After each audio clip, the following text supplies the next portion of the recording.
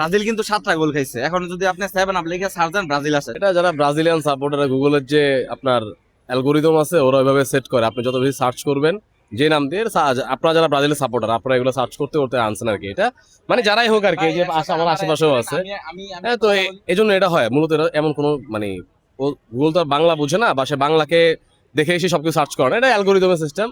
বাংলাদেশের সবাই যারা ব্রাজিলিয়ান সাপোর্টার, পর্তুগাল যারা ঐক্য জোট, ওরা এগুলো করছে, করার ফলে কয়েকজনের সার্চ ইঞ্জিনে জিনিস শো করছে, আর নাথিং এলস, আর কিছু না। ভাষা আপনি আমার কথা বুঝতে পারেন, আমি অ্যালগোরিদমের কথা বলছি যে এই জিনিসটা সার্চ করা হয়েছে দেখে এটা আসছে, নাহলে এই সার্চ করলে চলে আসবে বিষয়টা এরকম না। ফলাফল তো একটা কিছু ভিত্তিতে দেখায়। এটা অনেক বেশি এই নামে সার্চ করা হয়েছে দেখে পরবর্তী অন্য কয়েকজন সেম নামটা দিছে, দেওয়ার পরে এই নামটা আসছে। স্বাভাবিক মনে হওয়ার কিছু নাই, যে আমাদের আমার সামনে তো আছে ওরা, ভাই আমি ওদের সারাক্ষণ ওদের চিল্লা ফাল্লা আমরা শুনতে থাকি আমরা। ভাই শোনেন, এই যে বলতেছে হ্যাঁ ব্রাজিলের সাপোর্টাররা, ব্রাজিল কিন্তু 7টা গোল খাইছে। এখন যদি আপনি 7 আপ লিখে সার্চ দেন ব্রাজিল আসে, ঠিক আছে? না, আসে না তো, আমি তো আসি না। 7টা গোল খাইতেই পারে, কিন্তু ভাই চোরের দল লিখলে আমি আর্জেন্টিনা আছে, 7 up তার মানে কি লিখলে আর্জেন্টিনা চুরি করছে? আমি 7 আপ তো ভাই আমরা 7 রানা 10 টাকাই ওটা না দেওয়ার মতো গোল ছিল। কি না দেওয়ার মতো ভাই? কি না দেওয়ার মতো অনুযায়ী গোল ছিল এটা? ওটা ফিফা নিয়ম অনুযায়ী সালারে ফাউল করছে, পেনাল্টি হয় দেয় নাই। ওটা ফাউলই হয় নাই। ওটা যে ওটা আগে এখানে যে আর্জেন্টিনা চোরের দল ওটা আলভারেজ বল উইন করছে। চোরের দল তো এই খেলাই বলে। তুমি খেলার নিয়ম জানো তোমরা না। 2010 সালে 6 সালে কান্নাকাটি তুমি করছো, FIFA নিয়ম জানো না। আর্জেন্টিনার বিপক্ষে নাকি বিভা কাজ করে। এখন আর্জেন্টিনার পক্ষে কাজ করতেছে, এখন তোমরা এটা তুমি স্বীকার ফিফা করো না। নিয়ম জানো না, ওখানে তুমি কি সালামি জানো? যেই বলছে তুমি কি এটা ফাউল হয় না রে সারা ভাই। বিশ্বের বড় বড় কোচ হোসে মরিনো ডরিনো যত ওটা বড় বড় ভুয়া। coach, সবাই ওটা বলতেছে ভুয়া, হোসে তুমি মরিনো বলে আর্জেন্টিনা নাই। কি বুঝো? তুমি হোসে মরিনো বলে না, এটা ভুয়া।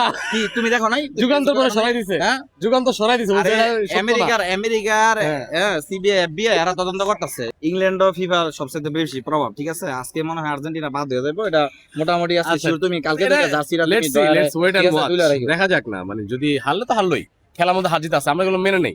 আমরা এত কথা বলি না আর কি, আমরা ওদেরকে বলতে দেই। আমরা রেফারিতে অনেক সিদ্ধান্ত অনেক সময় সঠিক হয় না, কিন্তু এটা রিগড বিষয়টা এরকম না। আসলে তারা মানুষ, সবকিছু 100 হবে না, এটাই স্বাভাবিক ব্যাপার। এমবাপ্পে প্যারাগুসে যে পেনাল্টিটা পায়, ওটা খালি চোখে পেনাল্টি হয় না, দিছে সেম থিং, কেউ কোনো কথা বলতেছে না। তাহলে কেন শুধুমাত্র আর্জেন্টিনার সাথে কথা বলবে? এমবাপ্পে সেম পেনাল্টি পাইলো। ব্রাজিল যেদিন হারে নরওয়ের সাথে, যে পেনাল্টি হয় ওটা নিয়ে তো আমরা কোনো কথা বলি না। সেকেন্ড যে পেনাল্টিটা হয়, একটা পেনাল্টি মিস করছে, সেকেন্ড যে পেনাল্টি হয় ওটা কোনোভাবে পেনাল্টি হয়, ওটা সবাই জানে। তারপর আবার বাড়তি টাইম দিছে, আমরা কেউ কোনো কথা বলি না, এবং আমরা we wanted Brazil to win, but Brazil পারে নাই। আসো আসো, এটা ব্রাজিলের ব্যর্থতা। আমরা আসো।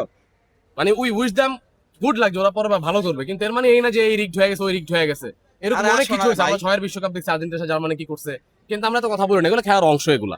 কিন্তু রিগড হয়ে গেছে, এত মানুষ, এত ভার, এত কম্পিউটার, এত প্রযুক্তি, এর মাধ্যমে সবাই চুরি করে ফেলছে আর কেউ দেখতেছে না এগুলা।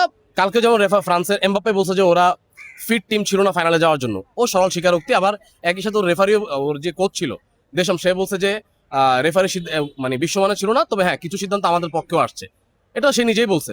এগুলো খেলার অংশ। আমরা 2010-এর যে বিশ্বকাপ দেখছি এবং আমরা যে বার্সেলোনার যে টিমটা দেখছিলাম, টিকি টাকার যে টিমটা, আমার কাছে মনে হচ্ছে যে স্পেন ঠিক সেই খেলাটা খেলতেছে কালকে, খুব নিদারুণ, মানে অসম্ভব ভালো খেলছে স্পেন, খুবই উপভোগ্য ছিল। তো আমার মনে হয় যে যদি আর্জেন্টিনা উঠুক বা ইংল্যান্ড যেই উঠুক, স্পেনের সাথে জিতাটা খুব একটা সহজ হবে না।